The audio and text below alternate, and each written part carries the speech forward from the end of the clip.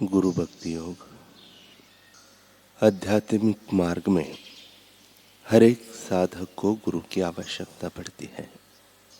केवल गुरु ही वास्तविक जीवन का अर्थ एवं उसका रहस्य प्रकट कर सकते हैं तथा प्रभु के साक्षात्कार का मार्ग दिखा सकते हैं।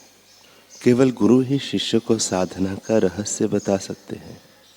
जिन्होंने प्रभु का साक्षात्कार किया है वे ही आदर्श गुरु हैं। ऐसे गुरु मन, वचन और कर्म से पवित्र है। ऐसे गुरु अपने मन एवं इंद्रियों पर प्रभुत्व रखते हैं। वे सब शास्त्रों का रहस्य समझते हैं।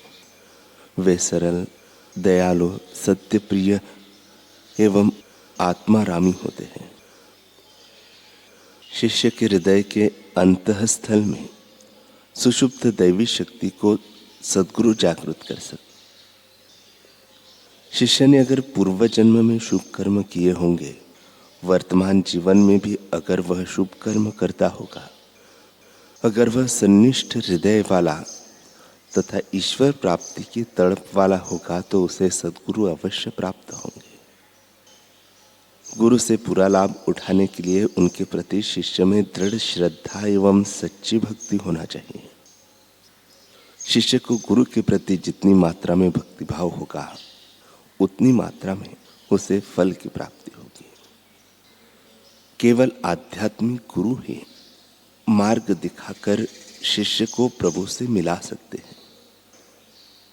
गुरु के द्वारा निर्दिष्ट पद्धति कभी कभी शिष्य की रुचि को तत्काल अनुकूल न भी हो, फिर भी उसे श्रद्धा रखनी चाहिए कि वह उसके हित के लिए लाभदायी ही है। स्वामी लीलाशाह जी महाराज कहते हैं कि 3 बातें हमको सदैव याद रखना चाहिए। पहली यह कि हमारा कर्तव्य क्या है। दूसरी, हमारा मूल उद्देश्य क्या है। तीसरी कि हम कौन हैं। यह बातें ऐसी नहीं हैं कि बाजार से किसी दुकान से मिल सकेगी। इन बातों की जानकारी तो सत्शास्त्रों के अभ्यास व सत्संग द्वारा ही मिल सकते हैं। अतः सत्संग करो व सत्शास्त्रों का अध्ययन करो। सत्संग वह है जहाँ सत्य व सच्चाई का उपदेश हो। सत्शास्त्र वे है जिनमें वेदों की वाणी आई हुई हो। संत जना मिल हरजस गाइए। सत्संग द्वारा ही हमें जानकारी मिलती है कि पूर्ण आनंद कैसे प्राप्त करें। जब तक हमें आनंद प्राप्त नहीं हुआ है तब तक भटकते रहेंगे। गहरी नींद में क्यों जाते हो? जागृत होने पर कहोगे कि आज बहुत आनंद से सो रहा था।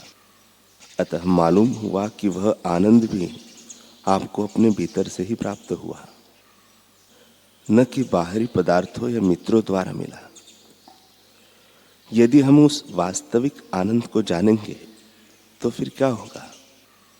उस आनंद को जानने के बाद जन्म मृत्यु के चक्कर में फंसेंगे नहीं। जिन नानक बिन आपे चीने, मिटे न भरम की पुकाई। जिस प्रकार नदी समुद्र की ओर दौड़ती है, आग की लपटें आकाश की ओर जाती है, इसी प्रकार जब तक उस आनंद स्वरूप आत्मा से नहीं मिले तब तक भटकते रहेंगे।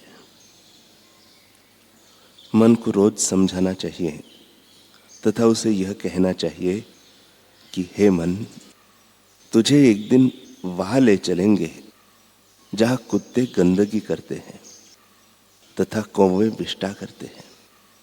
हम सांसें लेते रहते हैं, सांसें अंदर लेते हैं फिर बाहर निकालते हैं, परंतु मालूम नहीं कि जो सांसें बाहर निकालते हैं वह अंदर ले पाएंगे या नहीं।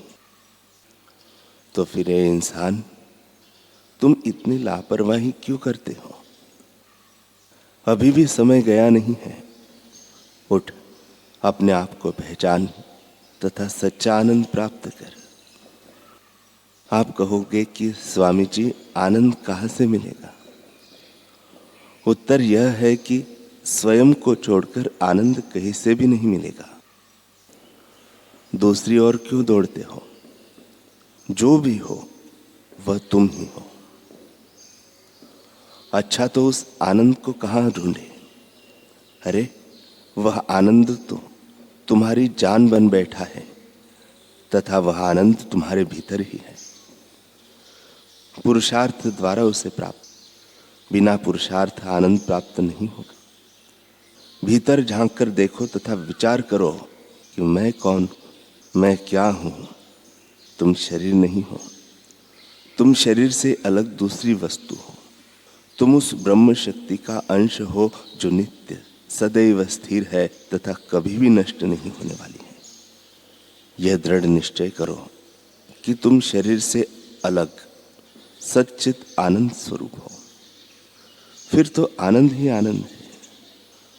तुम अजर अमर हो। तुम्हारा होना तुम्हारे शरीर के होने से कोई वास्ता नहीं है। तब भी तुम हो तथा इसके बाद भी जब तुम्हारा शरीर नहीं होगा तब भी तुम हो। गीता के द्वितीय अध्याय में श्री कृष्ण ने भक्त अर्जुन से कहा है, अतः याद रखो कि यदि मनुष्य जीवन मिला है तो यह आनंद प्राप्ति के लिए मिला है। उसे प्राप्त करने के लिए प्रथम भक्ति संतन कर संगा। निष्काम सेवा के कार्य करना ही भक्ति है। कर्म का अर्थ है काम करना, अतः कर्म करते रहना, स्वार्थी मत बनना। सिर्फ अपने लिए ही नहीं बल्कि दूसरों के लिए भी जीना सीखो।